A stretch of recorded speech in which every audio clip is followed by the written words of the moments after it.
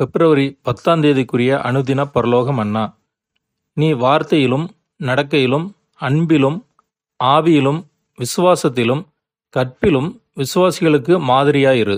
1 தீமோத்தேயு 4:12 வசனத்திற்குரிய ஆவிக்குரிய விளக்கம். ஒவ்வொரு கிறிஸ்தவனும் தன் அனுதின வாழ்க்கையில் இயேசுவின் அடிச்சுவடுகளை பின்பற்றி ஒரு மாதிரியான ஜீவியத்தை உண்மையோடு ஆர்வமுள்ளவர்களாக ஜீவிக்க வேண்டும்.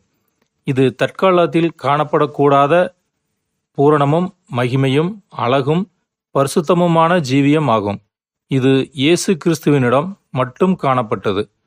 இதை குறித்தே பவுல் சொல்லும்போது, என்னை பின்பற்றுங்கள் என்று சொல்லாமல், நான் கிறிஸ்துவை பின்பற்றுகிறது போல நீங்கள் என்னை பின்பற்றுகிறவர்களாயிருங்கள் என்றார். பவுல் பூரண ஜீவியத்தில் நமக்கு ஒரு எடுத்துக்காட்டாக உள்ளார். ஆனால் இயேசு கிறிஸ்துவுக்கு ஒப்பான பூரண நிலையில் அல்ல.